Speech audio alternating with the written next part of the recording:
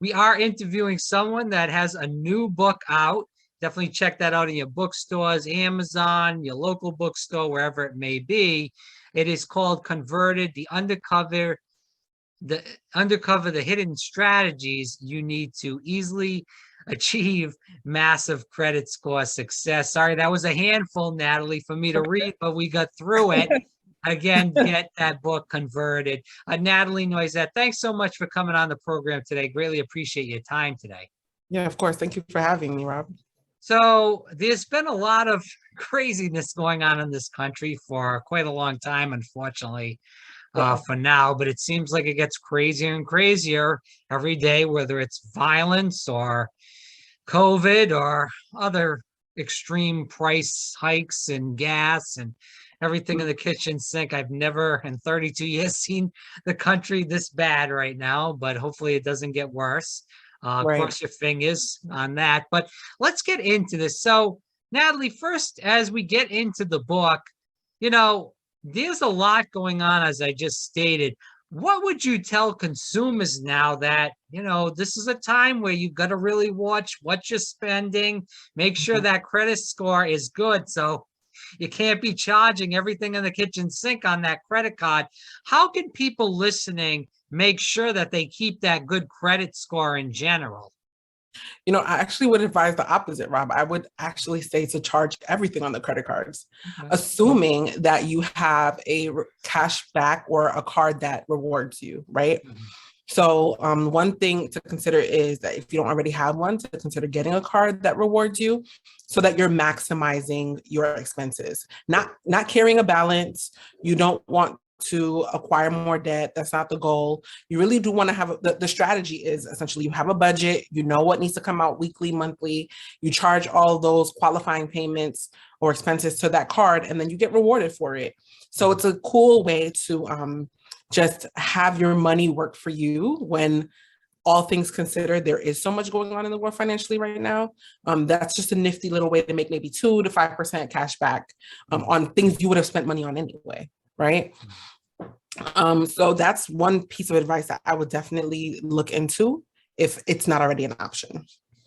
So like I use Discover Card because you do get the cash back, and also you don't have to pay that monthly or even, some of them are monthly. I think most of them are like quarterly where you have to pay so much money. I know I used to have the Southwest card for the frequent flyer miles, and you'd have to pay like so much a year.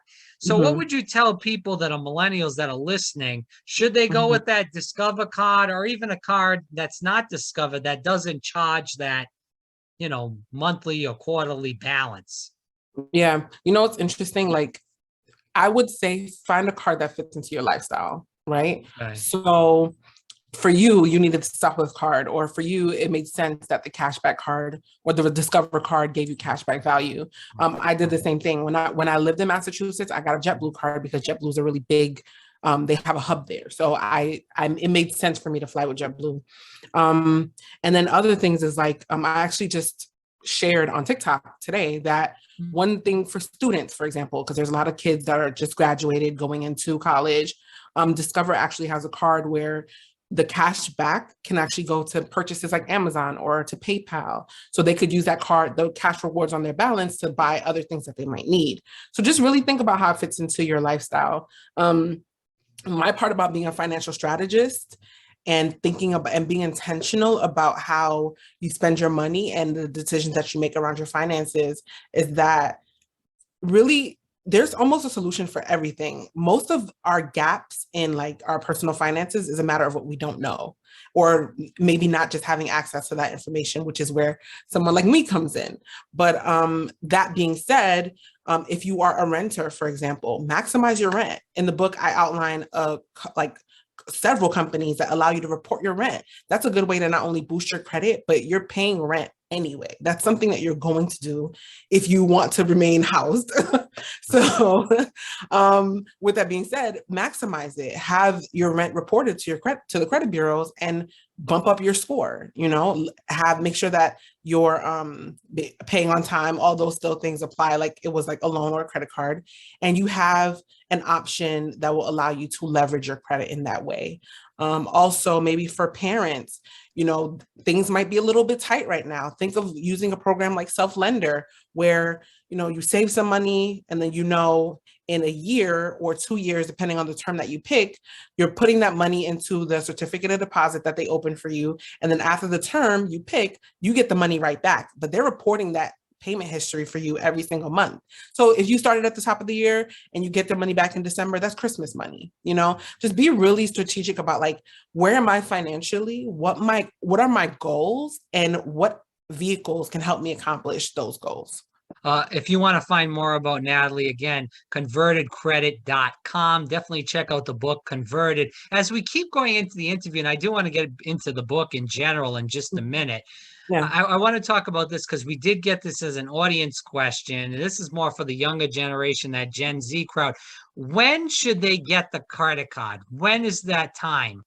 Yeah. So as soon as possible. I think that once you turn 18 and you qualify, there are student cards now, as I mentioned before, that don't require an income. They just require that, no, not that they don't require income. They don't require you to have credit. So they're very much lenient in helping you build your credit. It's just, you have to make sure that you do your part, pay it on time, don't, max it out, those kind of things. But start building credit as early as possible. If your parents have the personal finances and like the wherewithal to help you, you can add yourself as an authorized user on their cards as early as like the day you turn 18, so that you can kind of piggyback off of their credit. You kind of walk out of the gate with whatever great credit they have. You get the benefit and bonus of that. And then just making sure that you understand how and what your needs will be, maybe going into school or going into your day-to-day life. Maybe you travel a lot for work, so a gas card might make sense. But as soon as possible, so that you can start building that good credit age, because age is one of the factors in your credit score that give you bonus points just for having good credit over time, right? So just right out the gate, just start getting that credit built up and start building those cool points with FICO. We do want to get into another audience question. What is a good, relatively good, I should say, credit score? Okay, that's a good question. So I believe, and since we're asking me, I'm going to say anything over 720 is really good, because that's where the rates start to drop significantly as far as interest is concerned. And also your likelihood of qualifying increases significantly. So if you're in the 720, 750 and up range, those are great places to be. Okay. Yeah. Thank you for explaining that. So going into Converted, and I do want people to know again, and we'll tease this one more time, convertedcredit.com is the website. You can get more information about the book, more information about Nathalie, and buy the book on there if you'd like to. And also there's tons of other information. As we go into this book, Converted, what made you want to write this book?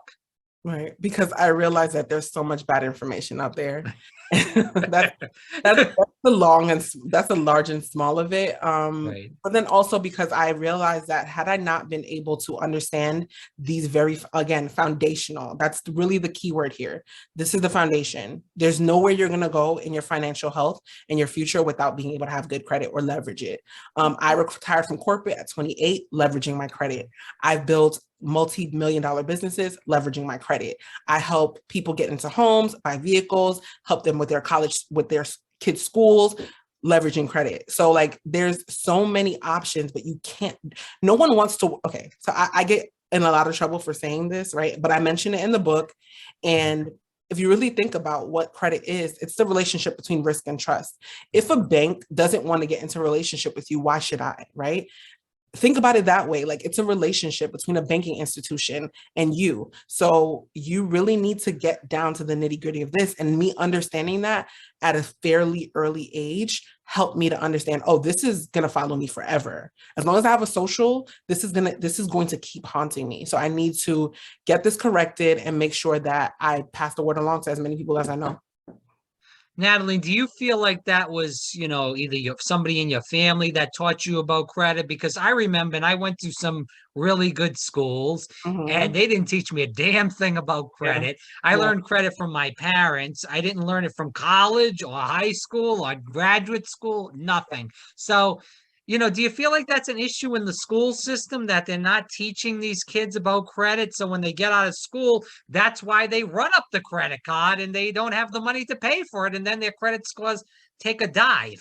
Yes, Rob, you are spot on. So I'm actually from the age group, and I'm aging myself here, where before, I don't actually mind telling people my age, but I was in the age group where college students were solicited on campuses Right. for credit cards. And we're about the same age. So you remember that, right? Just when we would have about been freshmen, sophomores in college, they started passing legislation that deemed it illegal or like unethical to do those kind of things, because college students don't have income. How are you soliciting them for credit, like $400 or $500 credit lines of credit? But that's neither here nor there. And then you're right, the school system absolutely did fail us, because nowhere in the education pipeline is there somewhere where financial literacy is taught. We're taught about math, history, science, we're taught about biology, but we're not taught about, and not that those things don't matter. They are also foundational in a sense, right? We need a lot of world context in order to survive. But the one thing that is a constant between all of us is money, and we don't learn it. As a remedy, and as a mother, I came up with financial literacy books for children. As early as age 3, they can become aware of concepts like credit and assets and debts. So they can understand, they don't need to really understand or grasp the concepts as much as they're being exposed to it, so that once real world applications come into play, they can now apply it. And these are giving you opportunities to really put these things into place for your own children. And they can understand, oh, okay, this is what mommy means by debt. If I have $3 and I'm asking for 6 and I'm asking to borrow, and like there's real world application now. And my goal, personal goal, and I'm putting this out there in the universe everywhere, is to have these books, like this book, the kids' books, in the curriculums. Because why are kids not learning this? Yeah. So if you know somebody that knows somebody, and if you're somebody that's listening that knows somebody, please plug me in with them, because I think these books and these resources need to be available to students, moms, kids, everyone.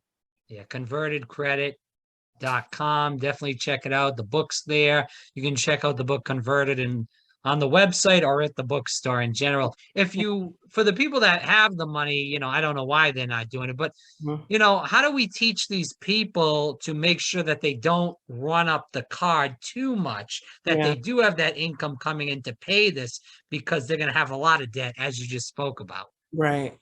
What's interesting? So in the beginning of my practice, I thought that I would be working with mainly individuals who were having financial issues. Yeah. What I came to find, I was oddly surprised with, is that a lot of my clients were educated, they were financially well off, they had the means, but they were still in debt or they had credit issues. And there was just a huge disconnect for me, because I'm like, you just got to pay these off and pay these down and do this and do that. But having money and understanding how to use money are two different things. It's worlds apart, right? And then I also realized that I wasn't dealing with people's money. I never was dealing with money. Money's not the issue. It's the insecurities, it's the shames, it's the inability to delay gratification, it's the messaging you learned about money. There's so many other things that you have to deal with when you're working through your money issues that you actually have to unpack before you get to the money. I've actually found that a couple of clients didn't need my help. What they needed was gambling help. You know what I mean? Like, I tell them, I'm not going to take your money. What I need you to do is get help for this first before we can attack this. Because if you don't fix this problem first, you're going to continue to bleed all over your personal finances. So it's probably a deeper issue, to be honest with you. And I'm not a clinician. I'm not here to mentally assess anyone. But if I'm seeing patterns of behavior that can't be reversed or addressed, and there's more than enough to address it, there's probably definitely a deeper issue. But is there a way for these people that do these things, and whether they're well off or not, and they ruin their credit score, which obviously leads into having issues with, if you want to buy a house, a car, anything, it just snowballs into this bad issue. How do these people repair their credit score? I mean, I'm sure this is going to take years upon years on end to do this. Yeah. Well, it depends. So if there's like no bankruptcies or judgments or like any harsh negative marks on your credit. It could take as little as 6 months to a year, right? Oh, okay. Yeah, but if there are like harsher judgments on there, it could take longer for sure. But the book outlines everything. I mean, from like understanding your credit report to the items that are on there, the items that are harming you, and exactly how to address them. I even have an entire like section in the back that gives you letters that you can send out to the bureaus, or lenders that you can send out to creditors or lenders to see if you can adjust a late payment, or, you know, negotiate terms with them to have some items removed, or just repair your credit in general so that these negative marks are not harming you any longer. What would you tell people as far as how many credit cards do they have? Yeah. Should they have rather? The algorithm actually likes to see about 5 to 7. Really? Yeah, it likes to see it. So the algorithm works in a way where there are certain ways that it rewards you and certain ways that it harms you. Think about it this way. You want, if I'm a lender and I'm making and I talk about this in the book, if I'm a lender and I'm making a decision, I want to know that you're able to deal with debt, pay it on time. I want to know that you're able to manage different types of debt. I want to know that you are able to carry a large amount of debt. So 7 credit cards would allow you to do that. Wow. Right. So you're telling me though, if someone has 2 credit cards, they pay on time, always pay in full, never have any late payments, that would go against them?